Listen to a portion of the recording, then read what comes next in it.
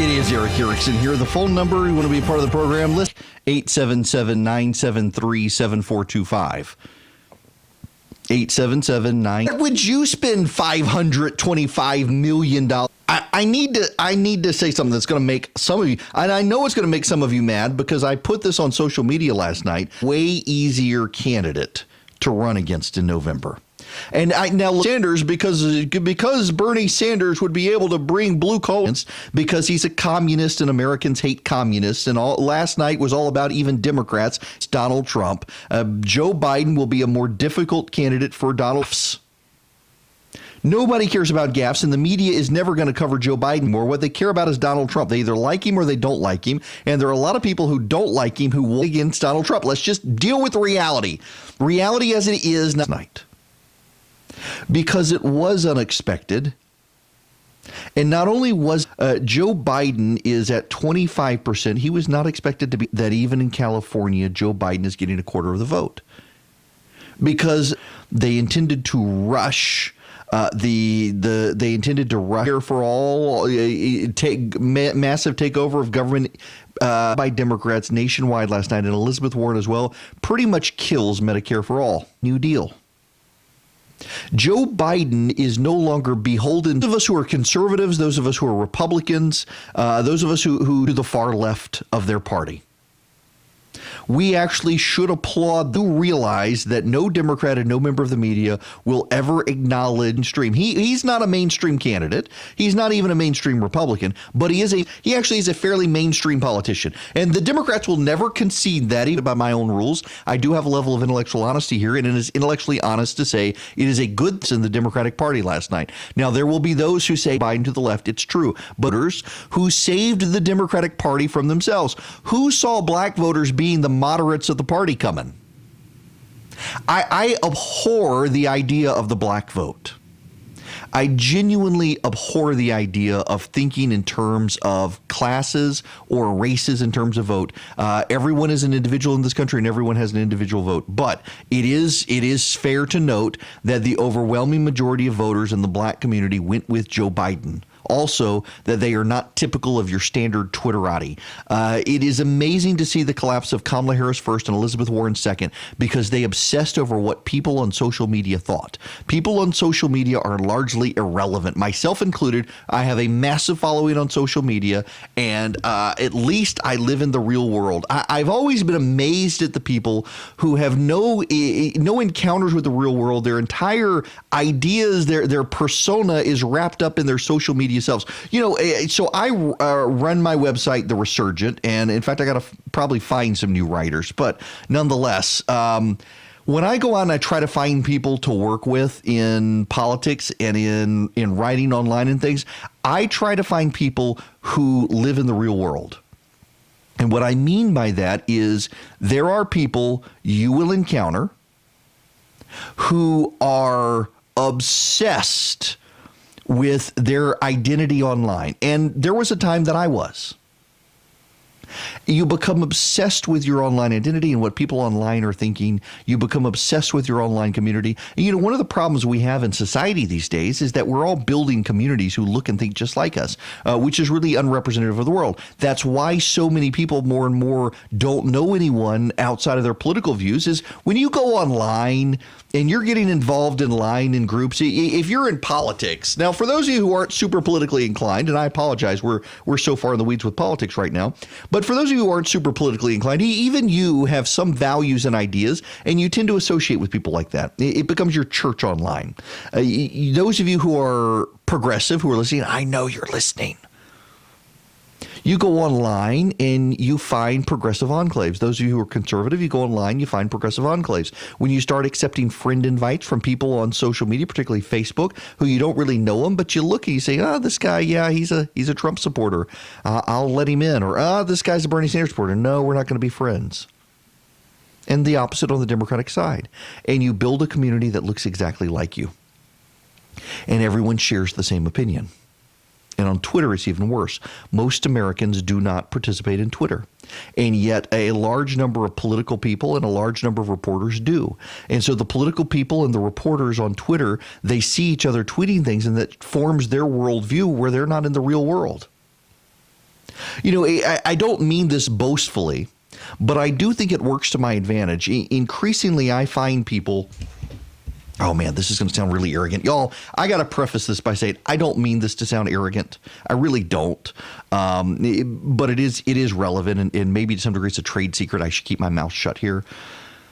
But here's the thing. I think one of the things that sets me apart in what I do when I write and even in talk radio is that I don't live in a massive metropolitan area and I don't run in those spheres of people.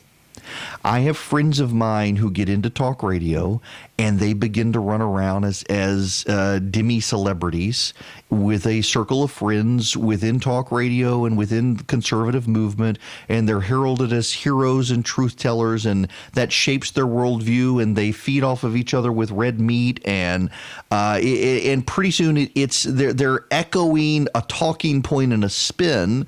They're not really telling you what they think is happening in the world, and frankly, I think some of them lose track of what's happening in the world.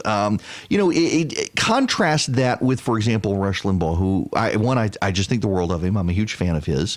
He is a friend, and he spends, even though he lives in Palm Beach, he spends a lot of time interacting with his callers and his listeners and going around the country and talking to people. And so he relates in a way that other people, particularly people who you've never even heard of in conservative talk radio who are just getting started, they don't. Because they go to CPAC and they hang out with the CPAC kids and they're always on social media and they're slinging red meat and they're trying to own the left.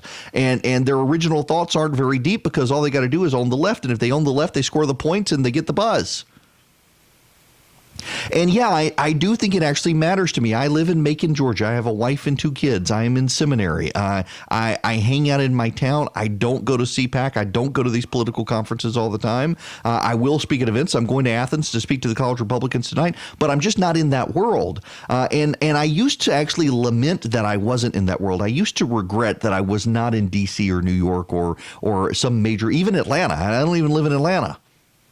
And I used to regret that. And over time, I found that I really do think it makes me more realistic in what I do. And also it makes me realize, because I'm not in the world of the conservative punditry class that so many of my friends are in, it makes me realize there is a world of people out there who really just want the news and the facts. And I can give you my opinion and I can give you my analysis, but really people don't know what the hell is going on in the world. They don't need to own the left. You don't need to wake up every day and throw red meat and chum in the water and get people cheering. Tell people what's going on and let them make up their own mind. And this gets into the politics of the day here, where we see so many people in politics now who are so obsessed with what the buzz is on Twitter. Twitter in particular, because it's way more in real time than Facebook. Facebook is you go hang out with your friends and your family, you write something long. In Twitter, you got 240 characters. And the constant flow of information keeps you up to date with stuff, and you interact with people. People can interact easily with you. Even people who you don't know can interact with you. You can follow and interact with famous people. Famous people interact with you. You get retweeted by someone, and people obsess about it. You become somewhat starstruck. You become struck that, oh my gosh, I can interact with famous person on social media. But it's not reality. Reality is, I got up at 6:15 yesterday morning because my son came in the bedroom and had a nosebleed and he didn't want to go to school. Reality is, we got up this morning. My daughter's still asleep. She was out a couple weeks ago sick from school. She's got a sinus infection. She's sick. Reality is, my son's got something at church tonight. I wanted to go out to dinner with a friend last night. I had to put it off because I had to help my son do something for church tonight. And then I had to come back because people forgot to tell me I needed to be on radio last night to cover Super Tuesday. Life is messy. And life is in the real world. It is not on social media. Your Facebook friend and the person you interact with on Twitter, they're not coming to water your plants when you're gone, and they're not coming to bring you a meal when you're sick. It's your next door neighbor. It is the world outside. It is Rome. It is Clarksville. It is Athens. It is Macon. It is Valdosta. It is Vidalia. It is our listening area. It is the actual physical foot on the ground, not your finger on the keyboard, that matters. And so many people miss that. So many people get distracted by that. And it's hard even for me, because I do spend a lot of time on social media trying to figure out what's going on and interacting with people. And sometimes you do miss the fact that, you actually do need to go to church on Sunday and hear what people are talking about. You do need to go to the local cafe or the local meet and three and figure out what's going on with who you are. And that's a bad thing. You become a parody of yourself the longer you spend on social media. And we see that with these campaigns like Elizabeth Warren. And we see this with these campaigns like Kamala Harris. And we see this with the Bernie Sanders folks. The Bernie Sanders folks are so online and engaged in social media, particularly Twitter. None of them in Texas. I didn't think he was going to win Texas, and he did. But there were certainly warning signs that he was trickling up. If you were so focused on social media in your little circle of friends, particularly in the progressive bubble on social media, you'd have never seen it coming. That's why they're so angry today. I actually had a clip. I wanted to play you this clip. It's Cenk Unger of the Young Turks. It is a hyper-progressive site. He's a big Bernie Sanders fan, and I wanted to play you his meltdown, but I can't play you his meltdown because it was so laced with profanity. I've never heard someone take the Lord's name in vain that much, and I've been around sailors most of my life. I mean, this guy is unhinged, and he believes the media is lying to you. He believes all these things, and the reason he does is because people outside of the media. It is all Sanders, and it is all Warren, and when you live in that world, that's what you think. And Republicans have this problem too, by the way. Republicans do have this problem. I can't tell you the number of friends I know who are absolutely convinced because they all hate Joe Biden, and if you're on social media, you should understand there's this media bias. And yet people get whipped up into it. Oh, I listened to Erick Erickson on radio, and Erickson plays this clip of Joe Biden, and man, there's no way Biden can win because he's an idiot. Yeah, you're listening to me. Most people aren't. I wish they were. One day, my plan for global domination involves when you're in the minority, even when you think you're right. And the problem for Bernie Sanders and Elizabeth Warren and the hyper-progressives on social media, we should all be applauding the Democratic Party last night for reminding those clowns that they are a minority even of the Democratic Party. Now, that spells trouble, though, for Joe Biden, and he's going to have to... Well-connected and well-respected.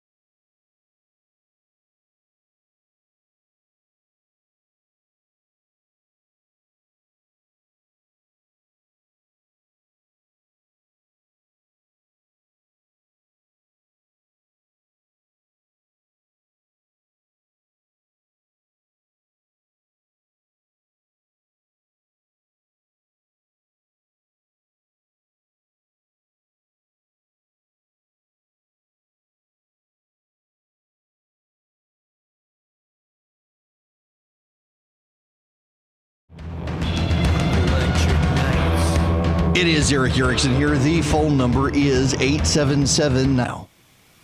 He's kind of caught the tiger by the tail. This is the impressive thing about what Biden did last night. If you really want this in perspective, Joe Biden had not a single campaign staffer in Oklahoma, Minnesota, and Massachusetts.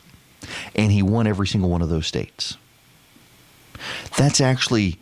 in these states, he had no get out the vote operation in these states. He had no ground game in these states. Nothing here. The progressive base still has to turn out in November for Biden to win. And the media has for years visions within the Republican Party highlighting the crack up of the Republicans, the intra-party civil war of the Republicans, however you want to call it. And the data out there about reporters. Most reporters, it's one of the most infuriating label things that you hear in the media these days is the moderate wing of the Democratic Party. There really isn't a moderate wing of the closer to the Bernie Sanders end of the Democratic Party. And so they can look at Joe Biden and say, oh, this guy's to the right of me. He must be a moderate. But because they're there, you have a hard time seeing things that are right in front of your face when you become so emotionally invested in them. When you're in a Republican Party and you're actively in the party and you're a party person, you're not an ideologue, you're a party person, you tend not, Aaron, to be clear, there is way more unity in the Republican Party right now than the media would have you believe. But there is far loses this year. In 2024, a lot of the wounds are going to be reopened in the Republican Party as some people who have pretended to be Trump supporters for a number of years come back out of the woodwork and try to pull the party away from Trump supporters. B, are you a communist or are you a socialist or are you a run-of-the-mill big government establishment Democrat? These are problems the Democratic Party is going to have to face, and Joe Biden doing so well actually exacerbates these problems. This and you got the Trump campaign out saying, oh, they're really stealing it from Bernie. They're trying to exacerbate these tensions because they don't want these people to show up in November. They want them alienated from the Democratic Party. That's the. But you know and I know that if Joe Biden gets 40% of the delegates and goes to Milwaukee to the convention, he's going to be the nominee. And if Bernie Sanders got 40% of the delegates and went to, but he's going to have to do it in a way that doesn't 15. Alienate independents and moderates because dude is old. We're going to have a real discussion about his age and viability.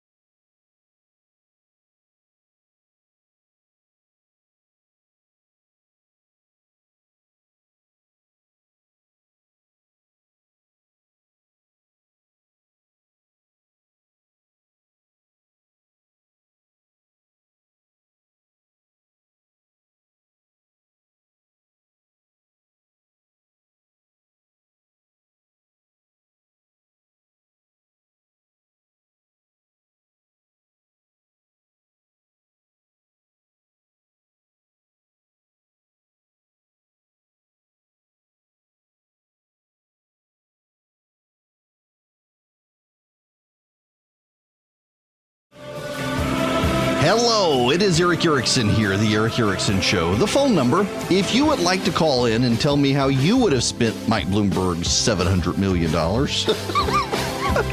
$52 million per delegate. That's 425-877-973-7425. The technical term for the weather is it sucks outside. Rome, look at you glory clear. Dalton, you're clear. Jasper, you're on the cusp of being. All of you people in North Georgia are clear. Clarksville, you're fine. Athens, it's gross. And I got to be in Athens this afternoon to talk to the University of Georgia College Republicans. But I'm going to hang out afterwards and grab a beer, I'm sure. And those of us in Macon, it sucks for us. If you're down in Soperton and Vidalia and Swainsboro, got a severe thunderstorm warning in Albany right now.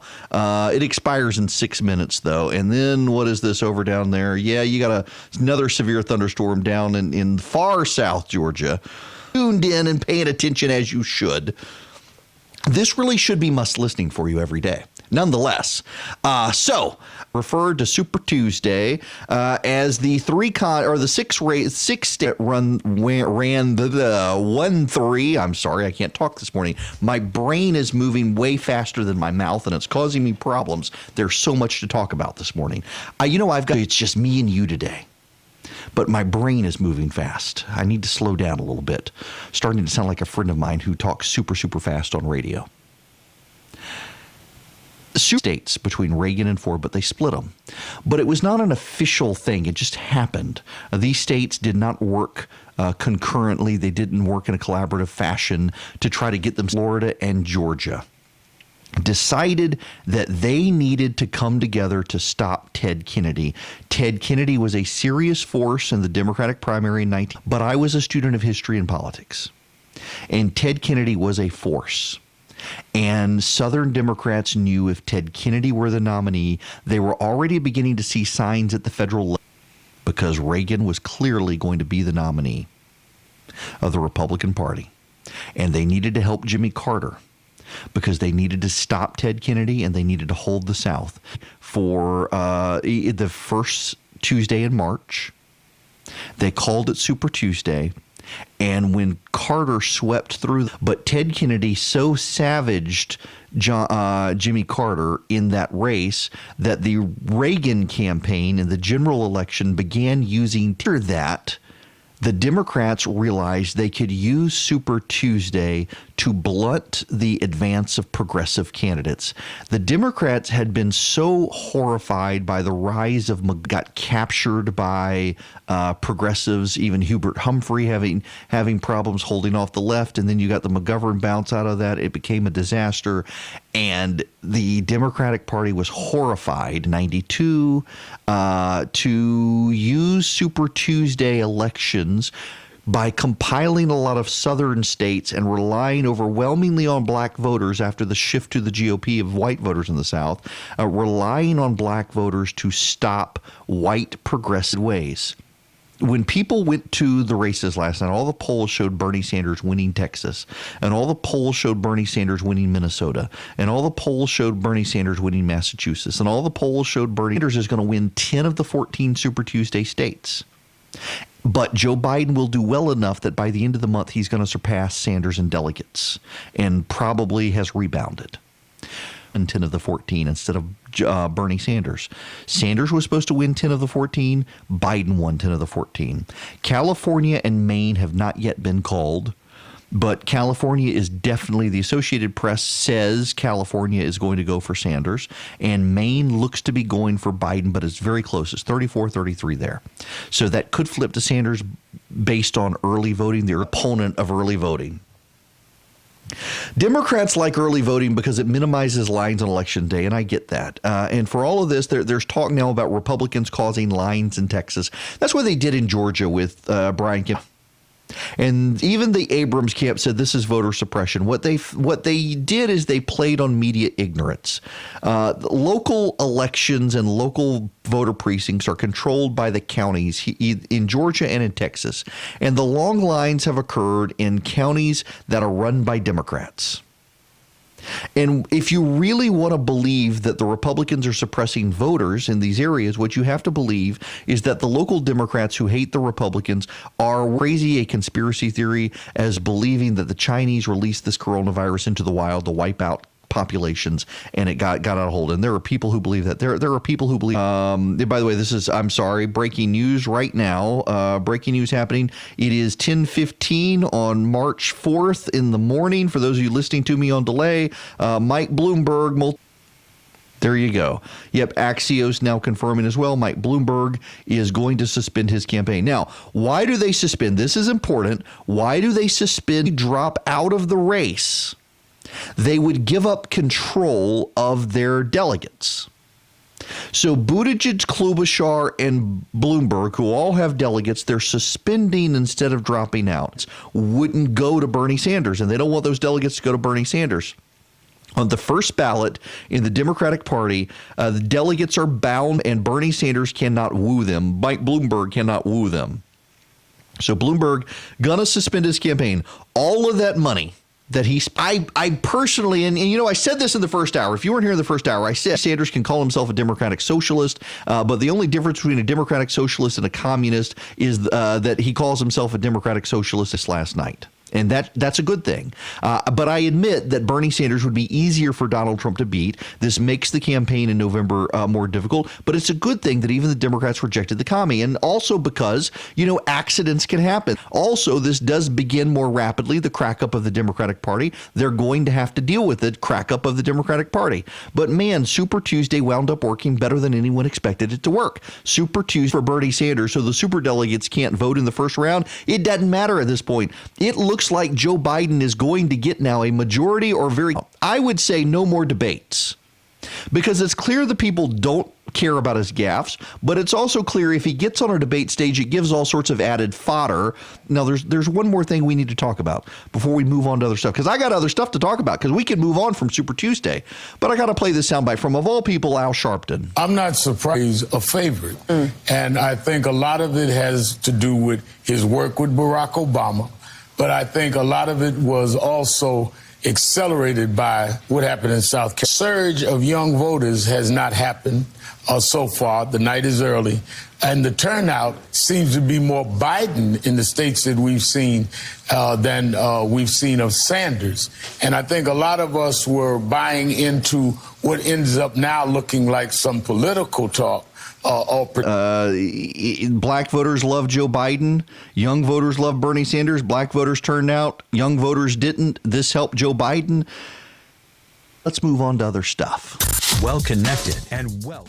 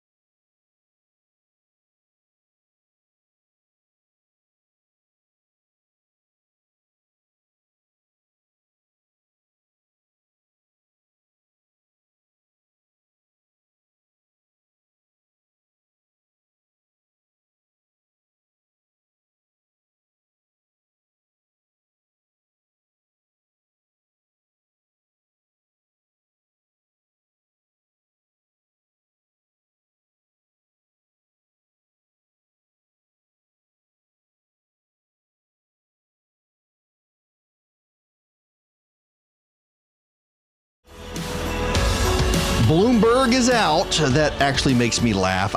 Did y'all see the video yesterday? I didn't even want to play it. It's just in Texas, and he says, "Oh, we call it Tejas in Texas. She's Hispanic."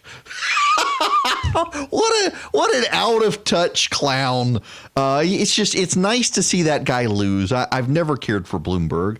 Even when he was a Republican, I did not care for him. He's gross. 973-7425. Dan is calling from Rome. Listen on WRGA. Welcome, Dan. Hey, Eric, how are you? Great. For basically showing teachers and supporting teachers. This is the first time I've gotten to listen to talk radio because I've not been, as an administrator. We have some bad educators, but we have some good educators, and it's about the culture at home. Well, look, I appreciate you saying that, and it sure is my pet peeve when we... It's a student at UGA and a daughter that's trying to get into medical school, and when you raise your kids in a culture of the expectation that they're going to go on and do things and go to college, that makes a difference. And where I'm from, we have excellent educators here in Rome. But anyway, I wanted to say that. My question for you is this. With everything that's going on in the primaries, what is your sense of success or non-success in the election? Yeah, that is such a great question, Dan. And a lot of people are floating Stacey Abrams' name. I don't think it's going to be Stacey Abrams, despite there are a lot of people in Georgia obsessed with it. And frankly, I talked to a Republican the other day who said, "Man, I would love it to be Stacey Abrams, so we don't have to deal with her here in Georgia." But it's not going to buzz about. And one I'm not, but I personally think is someone that he's going to consider.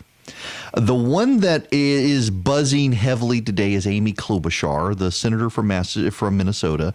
And the reason is because in the last 2 days and barnstormed the state for Joe Biden, who had no staff and no ads, she summoned her network of people in. He didn't win it, but he overperformed Republican performance in the past. You put Amy Klobuchar on the ticket with Joe Biden. You take Minnesota off the table for the Republicans, and you free up resources to spend elsewhere. Michelle Grisham. Now, you don't know Michelle Grisham. She's actually Hispanic. Her husband's name, she was in the United States House of Representatives from 2013 to 2018. She became the first Democratic woman elected governor of the United States, except I don't think that's actually right because Susana Martinez, Democrat. Yeah. She's not the first, but she was the Secretary of Health of New Mexico. She was a county commissioner. She was in Congress. She's now not do as well with Hispanic voters as he should have done. They went with Bernie Sanders, particularly in the border counties in Texas. He brings progressives in because she is progressive. That brings voters into the Democratic Party in a way maybe Amy Klobuchar. I think he's going to have to pick a woman. It's going to be interesting to figure out who he goes with.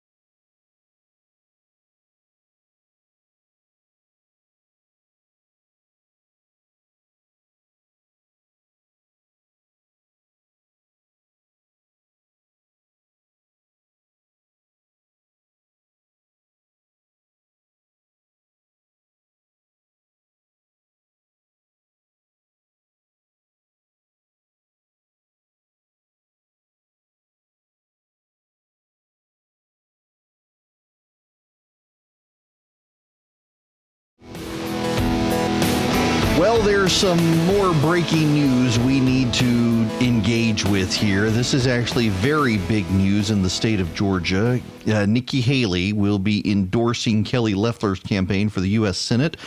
She will be coming into Atlanta on Monday. Campaign trail in Georgia for Kelly Loeffler. That matters. Nikki Haley, one of the most popular politicians in Republican politics right now.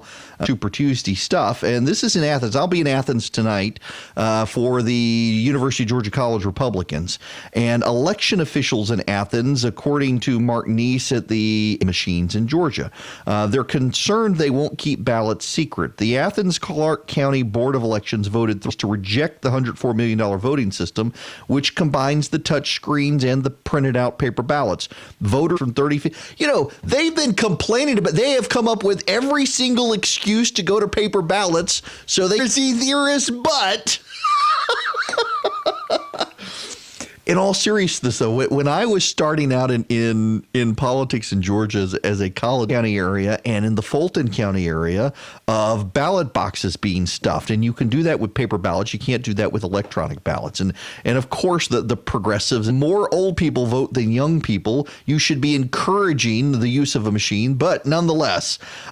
So the board has cited a provision of the Georgia Constitution that requires a secret ballot. Every county use a uniform statewide voting system. Election Board Chairman Jesse Evans says the new voting system can't comply with legally permitted to use an electronic ballot marker that does not prevent voting in absolute secrecy so that no person can see or know each other. That the Secretary of State's office can protect ballot secrecy by actually turning the ballots to face the wall. When you go in these days, I vote in Middle Georgia, voted at church, and they put the machines in a hallway. And what the Secretary of State's office has been recommending is that you turn the machines around so they're facing the wall. But Athens-Clarke County has decided they don't want to do that. In a cramped voting environment, that could be difficult. And they have the audacity to display the text more clearly. They're partially surrounded by blue privacy screens. Cobb County in November, under an order from a federal judge, Cobb tested hand-marked paper ballots as a contingency plan, then feed it into the new voting machine's optical scanners, which can read both hand-marked and computer-printed ballots. Across the state, in motion to switch to hand-marked paper ballots, he ruled that the Coalition for Good Governance hasn't pulled counties. If you're concerned about this, turn the machines around so that they face the wall. My buddy Jonah Goldberg used to write at National Review. He's now at the Dispatch. He's written a number of great books. And Liberal Fascism is a fantastic book that chronicles essentially the rise of progressive thought in this country. And one of the things he points out is that progressives actually need no sense of history. Everything is new. History is always on a void of history because it doesn't matter to them. So many conservative issues. And by the way, I'm not trying to make a partisan point here, but it is true that a lot of conservatives premise their arguments based on history, and now we need to do something new. And they forget George W. Bush versus a guy named Al Gore. And in Florida, the Democratic partisan in charge, despite having used a butterfly ballot for years and years, some people were too stupid to popular vote. And there was a huge outcry from Democrats over this. They thought it was very unfair. And they thought the Help America Vote Act law, the HAVA law, was passed. And it was actually Republicans in the early 2000s screaming about this. Terrible idea, and we need paper ballots. The whole reason we left the paper, because, oh my goodness, we can't do this because people might be able to see the screen. And whether you like the touch screens or not, it is objectively true. Pool of voters, we should make it as easy on them as possible to vote. And the Athens-Clarke County people are just being hypersensitive ninnies. Democrat front group. They claim to be nonpartisan. They're not. They're a bunch of partisans on the left. They perpetuate mythologies for the left. For example, there is a left suppression in the United States. Voter suppression really isn't a thing in the 21st century. Neither is voter at the fringes on both sides, but it's not significant enough. There has never been. Do you know that there was historic turnout for black voters in Georgia? There was record in 2018. They were incompetent because more black people voted than have ever voted in the history of any election. Controlled by who? Not Republicans. Democrats. The counties were Republicans that were run like third world kleptocracies, where people were in long lines and didn't have enough voting machines, and machines broke and people had problems. And that was the elections. You are what is definitionally called an idiot in a county. They are controlled by local boards of elections, and those local boards of elections are ultimately controlled by county commissions. It was because you're idiot Democratic county commissioners. Get some Republicans in there to clean up the mess of the idiot Democrats themselves competently. It was in DeKalb County. I see it on their license plate because they drive like an idiot. If people in DeKalb, Athens, Clark County, to say that you can't turn the machine around so that not everybody in Clark County need to understand your taxes are going to go up when the Secretary of State sues the snot out of you, expect to go on a tirade. I'm sorry I yelled. This stuff just gets me state's office helping rewrite the books on how you conduct elections as we transition independent study as an intern and helped rewrite those books. My law school professor, Jack Sammons, was friends with Kathy Cox. Brilliant lawyer in Atlanta, kind of became my mentor and her ballots myself. But the reality is, with electronic balloting outside of places like Bibb County, Georgia, and Fulton, we have a good sense of accuracy of the vote. When you have recounts now, recounted by reporters who are on the left and sympathetic to the left that have bought the idea that Republicans have Democrats out there trying to steal the vote. In fact, this past year, a couple of people went to jail for voting multiple times. Pieces in the last week of a campaign reminding people to vote on a Thursday. But you know what? That happened in this began reminding people to vote on Thursday, not on Tuesday for Super Tuesday. It is a problem at suppress votes to win elections, and Democrats don't steal votes to win elections. And none of you believe me because the Democrats listening right now are screaming, yes, the Republicans. In truth and fact with what we say, and there is no factual basis to say that any election has been taken because of suppression or the Nixon-Kennedy race in 1960. There really is not a well-founded basis for it because she ran a terrible campaign. But electronic voting, the state says you got to have uniform voting. Athens, Clark.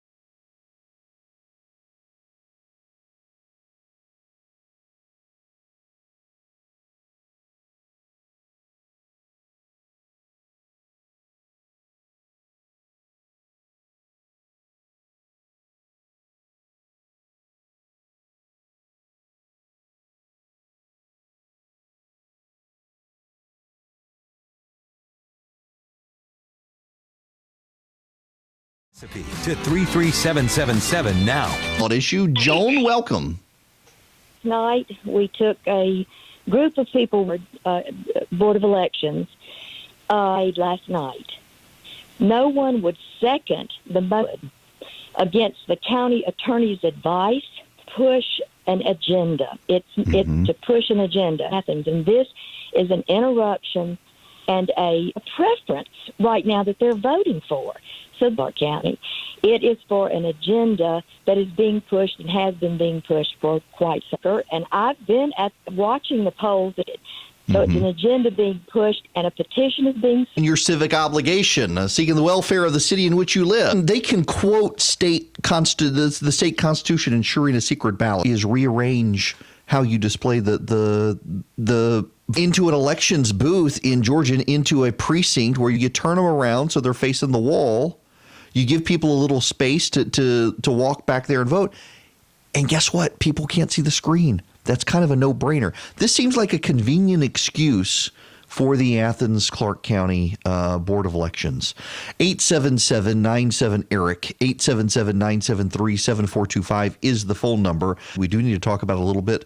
But yeah, the coronavirus. There's right now is up 448 points. The NASDAQ yesterday about the Federal Reserve a bit of time on FISA. Doug Collins is out, pretty aggressive on the issue of FISA.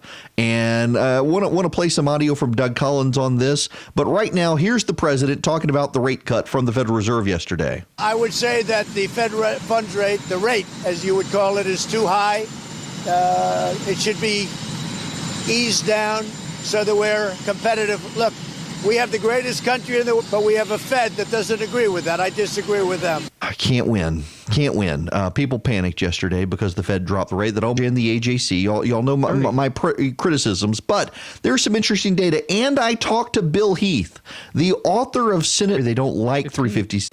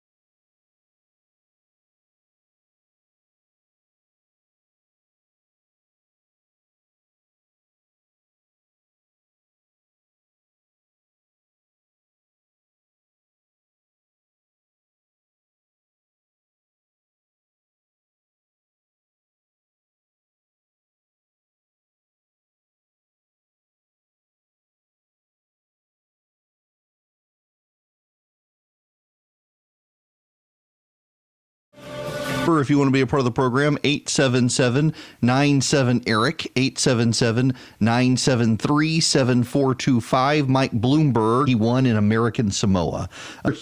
Of course, as he wants to be able to continue. Elizabeth, I'm sorry I cracked to figure out what she's going. Biden and Bernie can't beat you is in Georgia because of the fact around the edges she herself. But let me just years away. But for the presidency, for the mode, come 20, and I think I'm sorry.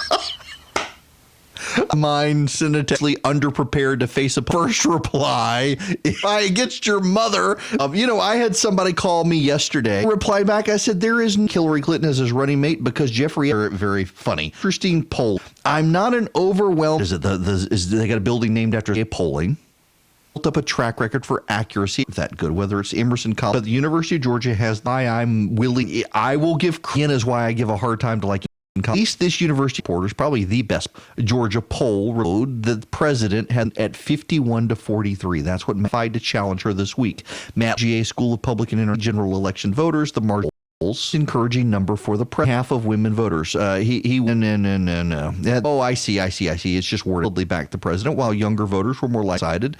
Loeffler is Loeffler. I imagine that David Perlin's race. Don't think.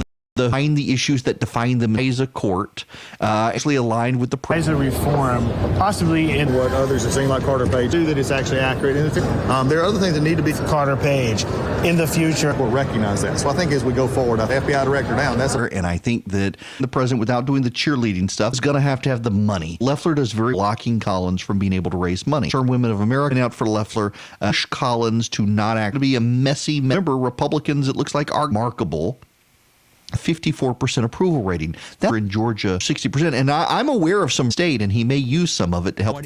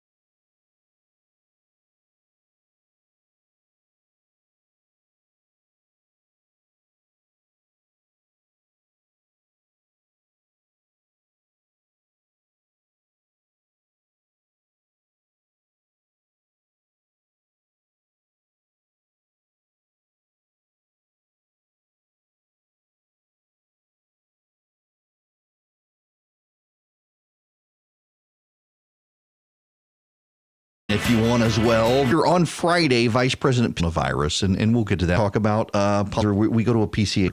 You know, in the Baptist church, infant baptisms do infant baptism, covenant family, and 8-day-old children. I grew up Southern Baptist. Meets with the elders of the church tomorrow. As it is his choice, his test in the Bible. I know is that his wife and I have the map. She had a Golden Book Bible. It's still one of my favorite stories of the Bible.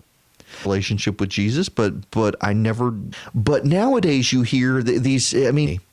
And we were talking about this one time, and she said, I went half my life, and it's tales of conversion, the everybody's road to Damascus moment. And there are a lot of people out there who you actually do have the story to tell by not having the story to tell. Listen, you could decide to do this today, and maybe you have a dramatic encounter with Jesus your mom and I don't know about, and we would love to hear. My testimony is as boring as my dad's. That's what he wrote.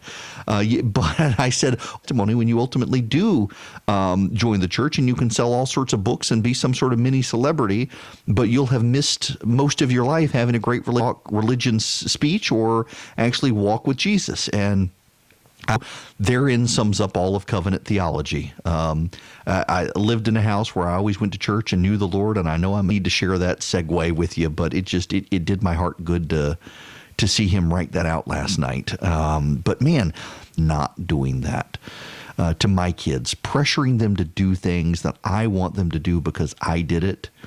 And that is one of the hard things as a parent I'm learning. Things that you want your kids to do because you want to live vicariously through them. And sometimes it's very, very famous pastor in this country, theologian in this country, who says he screwed up his kids. He never even preaches about raising kids. But weeding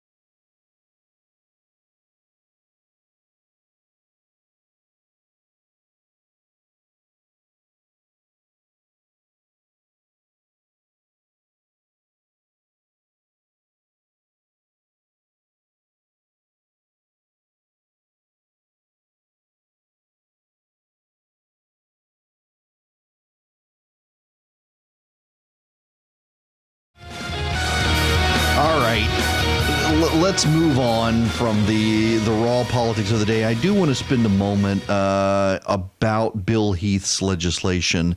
For those of you who didn't tune in yesterday, there's legislation pending in the Georgia Senate. And I think I'm going to come out in support of it. The legislation is Senate Bill 357. It is authored by Bill Heath, the retiring state senator from Bremen, who back in the day beat Tom Murphy, the Speaker of the House. That was a big sign that Georgia was shifting dramatically to the Republicans with Bill Heath winning that seat. And his legislation would allow churches around the state of Georgia to determine who should be allowed to carry weapons inside churches. His legislation would, right now in Georgia, it's an all or nothing situation. In Georgia, you either have to allow everyone who comes to your church to carry a gun or no one in your church carry a gun. And there are a lot of churches that are essentially breaking the law by saying they're going to designate people who can carry guns in their churches. Now, Georgia Carry opposes the legislation, and it is a principled opposition, and I don't disagree with them, and neither does Bill Heath. Bill Heath actually embraces the criticisms from Georgia Carry of his legislation. And their criticism, I had Jerry Henry on yesterday, is that churches are private property, and as private property, they should be able to control who comes on their property or not, and whether or not that person can bring a gun or not. And the state should have no say in it. And he is 1,000,000,000% correct. And there is legislation pending that would allow that to happen. It's Senate Bill 224. And Bill Heath supports Senate Bill 224. Bill Heath's argument, however, and I spoke to him yesterday evening, is that Senate Bill 224 may not get out of the Senate. It is questionable that it has the votes to get out of the Senate, but he is sure he can get his legislation out of the Senate. And ultimately, Jerry Henry and Georgia Carry are 1,000,000,000% right. Churches are private property, and as such, they should be allowed to decide who can or cannot carry on their premises. The problem he's run into with preachers is that while that is the way it should work, that's not the way it does work in Georgia. In Georgia, for more than 100 years, we have not treated churches in that way. And in Georgia, as all of this has come about, we have a situation where where churches, if they were considered private property, would to some degree be considered a private business. And private business law applies in Georgia. And as a result, what you would have to do is you would have to post signs, and then churches would get into this awkward situation where they would tell people who are coming to their church to hear the gospel that, well, we want you to come, but you can't be here with this, et cetera, et cetera.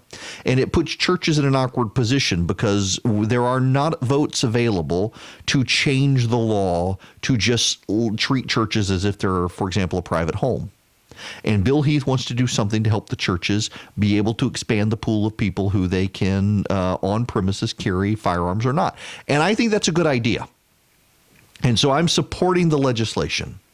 The reason I'm supporting the legislation is because he is correct, Bill Heath is correct, that we're not going to change the law as Georgia Carry and I and Bill Heath would like. There are not enough votes in the legislature to change the law in the way we would all like. So what can we do? If we can't do that, what can we do to help churches? Because again, under Georgia law right now, it is all or nothing. A church can say everybody can carry a gun in the church or nobody can carry a gun in the church. They can't say only the deacons or only the choir or only the members. They're not allowed to do that under Georgia law.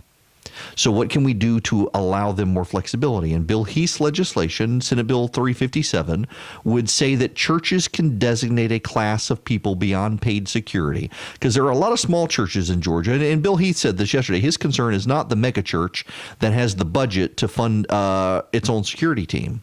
His concern is the 50-person church that doesn't have the money for security on Sunday, but has a couple of members who are competent with firearms and are licensed.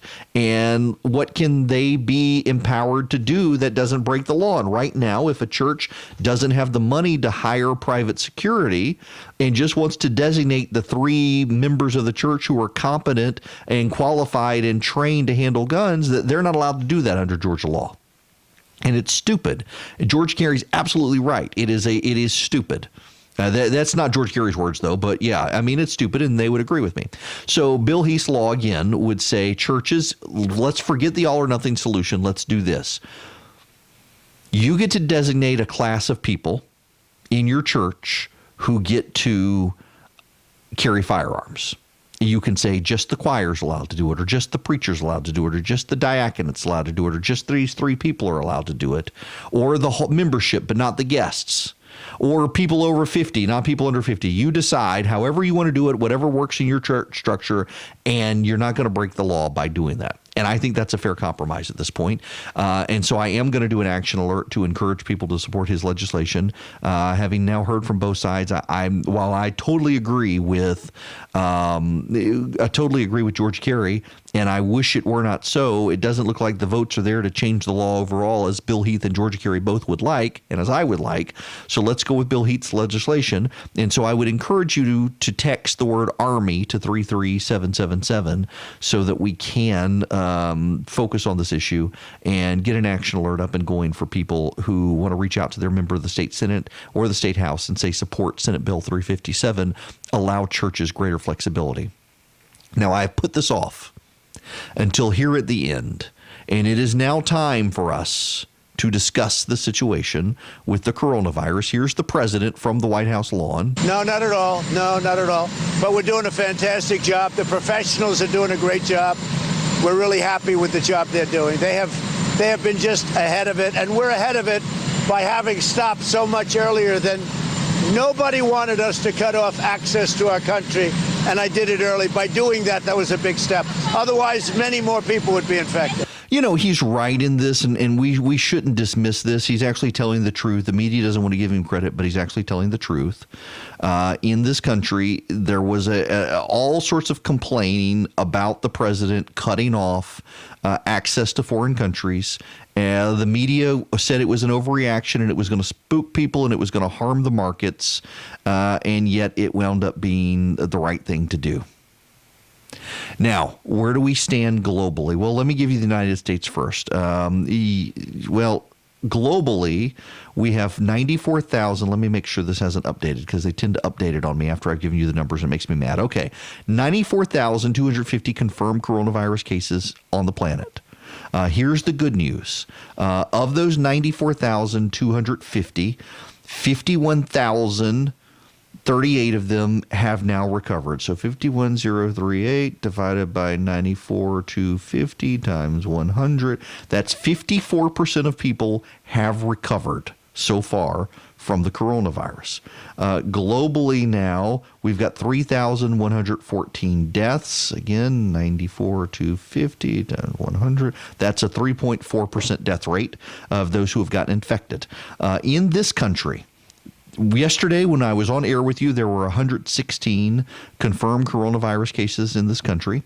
There are now 128. On the eastern side of the country, east of the Mississippi, we now have a case. So we got 2 cases in Atlanta. We've got 2 cases in Hillsborough County, Florida. We've got 1 case in Sarasota, Florida. We've got 1 case in Wake County, Florida, in addition to the others that we've had in Westchester County and in New York City.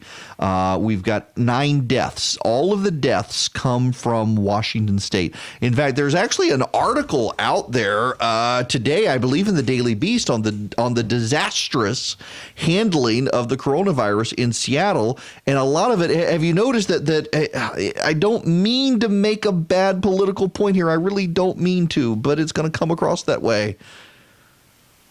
that a lot of these are highly progressive areas. And I mean, the Seattle area is run amok with Antifa and socialists, and the virus has gotten into the wild there. Now, part of the problem was government controls in Seattle. The CDC did not want to expand testing at first. The local government proved incompetent to do it. The bulk of the deaths, so you need to understand here, like 100% of the deaths come from nursing home environments, particularly one nursing home where it got infected. You're seeing a lot of people who are elderly. I think all of them are in their 60s and above who have died.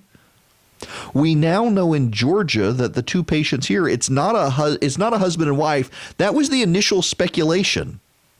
You know, the governor came on yesterday and talked about this, and the governor couldn't go into details about the identities of the people, and we knew it was a man because of the way they were talking about it, and one other person in their household. And on Monday night at the press conference, the suggestion had been that it was his spouse, but it actually was his son. It's a mid-50s father who lives in Fulton County. They homeschool their kids. The son has gotten the coronavirus as well. The wife and daughter are also now confined to their home.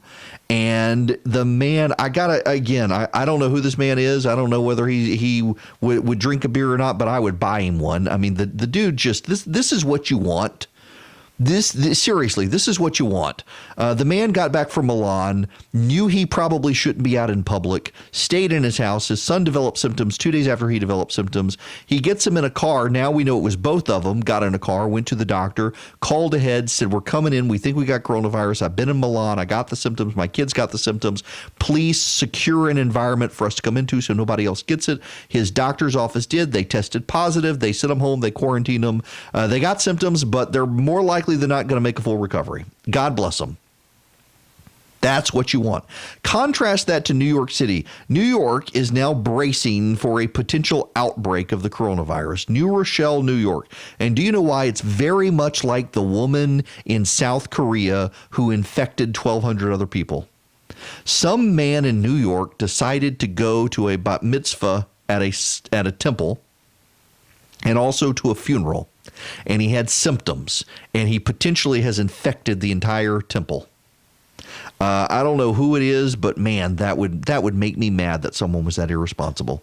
But that's where we are with it. It continues to spread. Even some of the scientists who were coming out saying it looks like the death toll may not be as bad as we were thinking are now starting to say it may actually be a little worse than we thought. So, again, don't overreact. In Georgia now, if you go to a Kroger and try to buy hand sanitizer, they're going to limit the number of hand sanitizer pumps you can buy because people are selling out. Washing your hands and hand sanitizer is actually the best way to fight this. It does you no good at all, and let me just reiterate this. It does no good at all for you to cover your mouth with a mask if you don't have the virus.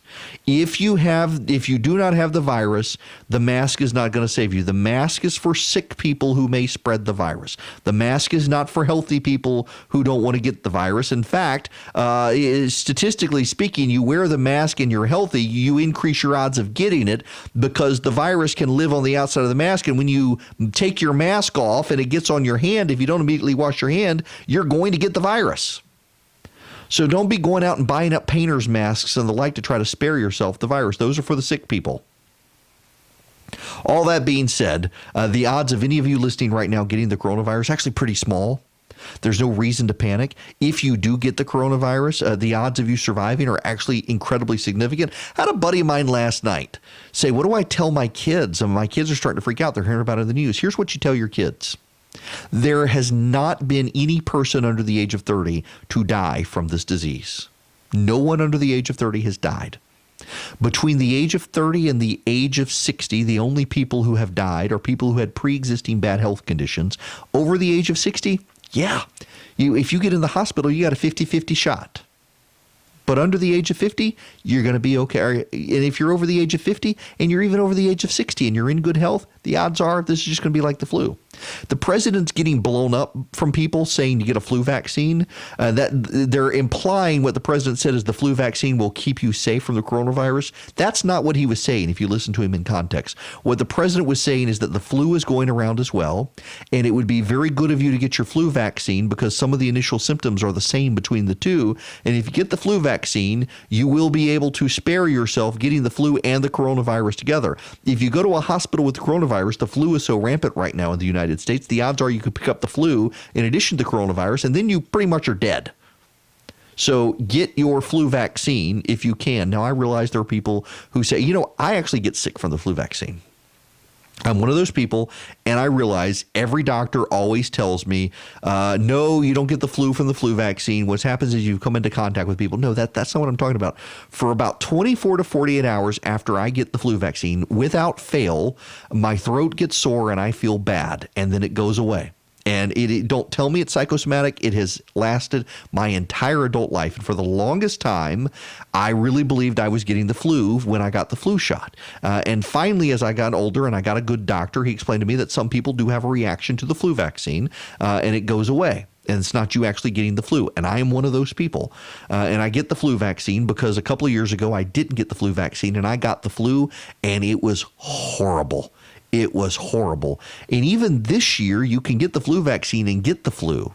I know people who have. My wife last year got the flu, tested negative for it, but all the doctors say she got it. She had the flu vaccine, which is one reason they think she might have tested negative for it, even though they're sure she had it. But it could have been a far worse flu. So even if you get the flu and you've got the flu vaccine, you're not going to get it as bad as other people have. But my goodness, get out there, get your flu vaccine if you can, if you should, if your doctor recommends it, and just wash your hands. It sounds so dumb, but wash your hands. I read a book a while back of historians. I shouldn't say it was a book. It was a long article of historians and scientists. If you could go back 500 years, if you could go back 500 years and talk to people and tell them one thing to dramatically improve their lifespan, what would you tell them? Do you know what the overwhelming answer was from scientists and historians? Wash your hands with soap. I wish I was making that up. It sounds dumb. It really does sound dumb to say. But washing your hands with soap, even 500 years ago, they did have soap products. They were lye. They could scald your hands. They weren't great, but they could disinfect your hands. Wash your hands with soap. That was the number one advice. Do you know what the number two advice was? This is actually really interesting. The number two advice, go back 500 years. And what is the number one piece of advice you would give to people to expand their lifespan? Number one piece of advice was wash your hands with soap. The number two piece of advice, boil water for 5 minutes before consuming it. Clean water and cleanliness.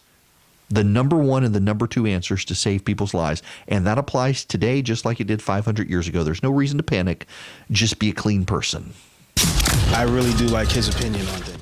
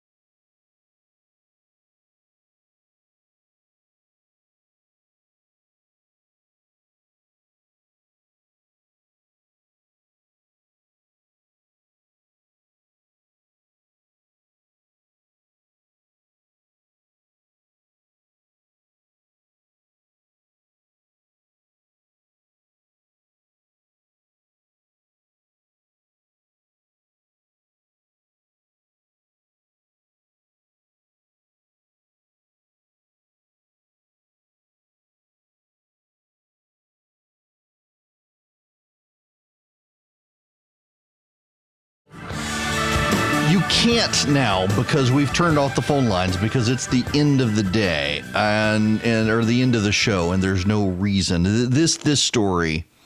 Oh my goodness gracious! This is making national news. The particular source I've got here is the New York Daily News. A company featured in a Target ad meant to empower girls in the black community has been subjected to a surge of reviews labeling it racist. On Monday, a wave of online criticism was leveled at the Honey Pot Company, a line of feminine hygiene products founded by Beatrice Dixon that Target spotlighted in a commercial. In the ad, Founders We Believe In, the Honey Pot, Dixon, a black entrepreneur, remarked that Target invested in her really changed my life. The reason why is so important for Honey Pot to do well is so the next black girl that comes up with a great idea, she can have a better opportunity. That means a lot to me. And now trolls are coming after the Honey Pot, including one person who started a Trustpilot thread, boycott the Honey Pot Company and Target. She makes the statement for the next black girl, why should the color of her skin matter? Totally racist and inappropriate. How dumb is that? I don't actually want to know more about this company, to be quite honest with you. No, I'm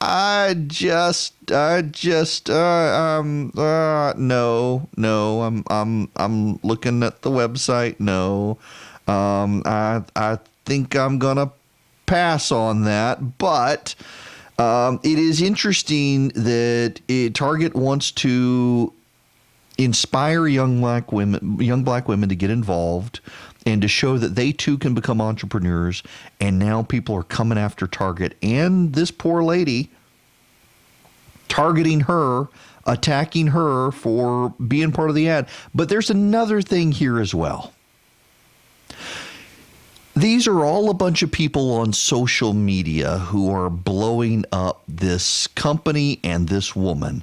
It's outrageous to me that they would call a black small businesswoman a racist for starting a business and attacking her because she wants to empower other young black women. That actually, that angers me, but more so what angers me is that the media is highlighting this story when it happens to be a series of trolls on social media who are blowing this stuff up. There are more and more stories that are about people on social media making loud criticisms, and the media turns what a handful of people on social media do into big stories. So this has become a big story. I just Googled it, and it is in basically every media outlet in the country now that this woman is being attacked as a racist. And what is it ultimately about? It's about a handful of people on social media who got very vocal and targeted reporters. And reporters, of course, are so on social media that they're designing stories around them. Social media and Twitter particularly are not real life, and we should stop doing this to people.